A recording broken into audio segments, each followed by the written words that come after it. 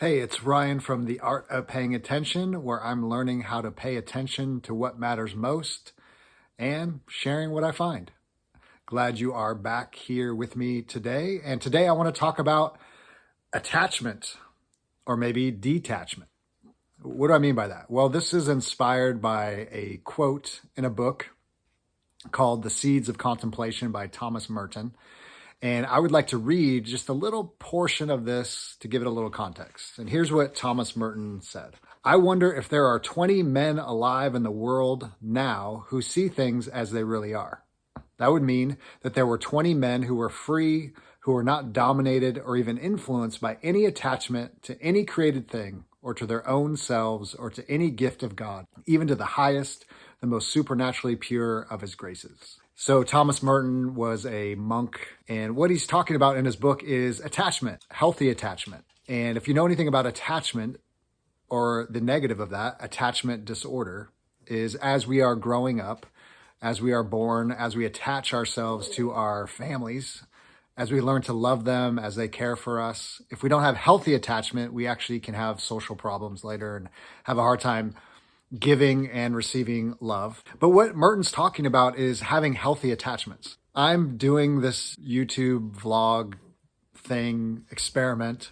And one of the things that I'm very concerned about is, will people like this? Will they give it a thumbs up? If I have an unhealthy attachment to making videos, then what I'm going to do is wonder if someone's going to like it, live my life, have an emotional up and down, whether it's going well or not going well. I might lose sleep over it. But if I have a healthy attachment to making videos and sharing my thoughts and perspectives and trying to help people, my emotional state won't be up and down whether people like it, whether people comment, because I'm learning to detach myself. So this idea that Merton is laying out for us is actually really, really helpful, because I think about all the things that I've done in my life. Started a few nonprofits, started a few businesses, written a few books. I think of marriage. I think of raising kids. And what you learn in all of those things is if I have an unhealthy attachment to those things, in other words, if my whole life and my whole identity is based on whether this business goes, whether this nonprofit goes, whether my marriage goes well, or whether my kids are happy, if I have an unhealthy attachment to that, it's actually not good for my wife. It's not good for my kids. It's not good to the organization that I'm leading or that I'm starting.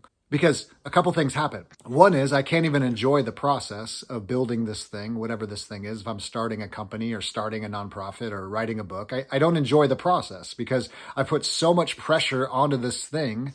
I put my whole identity into it. I put all my emotion into it that if it fails, I feel like a failure. So I'm learning to detach myself from it. If I put all this pressure on my wife to be a certain way, if she has to be loving and have, only say kind things to me, we never get in a fight, and it's always just a honeymoon, and romance is just always around the corner. If I put this unhealthy, unrealistic perspective on my wife and things don't go well, then I'm crushed.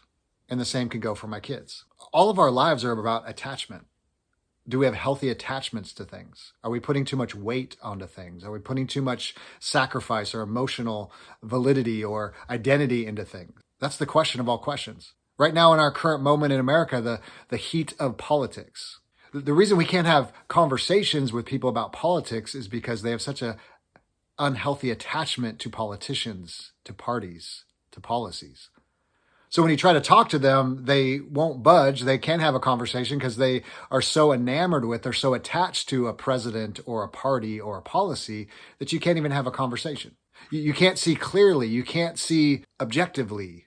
You can't see morality and justice because you're so attached to the thing in unhealthy ways. And you can apply this to so many things in our lives. So the question is, what am I attached to? Is it a healthy attachment or is it disordered, as St. Augustine would call it? He called it disordered loves. That we are called to love things, ultimately God, ultimately other people, but often those things become disordered. And so we start loving things that we shouldn't be loving as much as we do.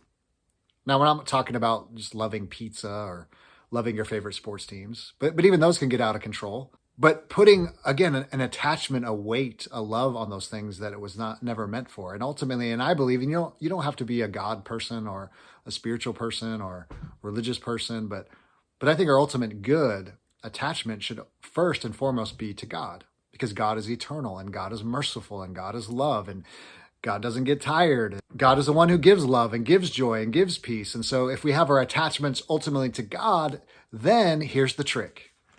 This is how we attach ourselves to other things in healthy ways, because God is our ultimate attachment. God is our ultimate good. Is actually what happens is when our attachments become healthy, then we don't crush that project that we're working on.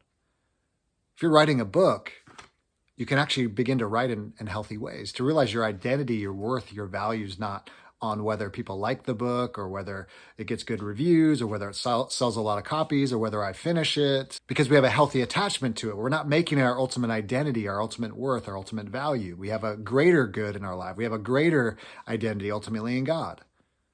You can do this with the relationships, marriage, friends, kids. If I have an ultimate good in something else other than them, then I won't crush them under the weight for them to validate who I am, my worth, my value.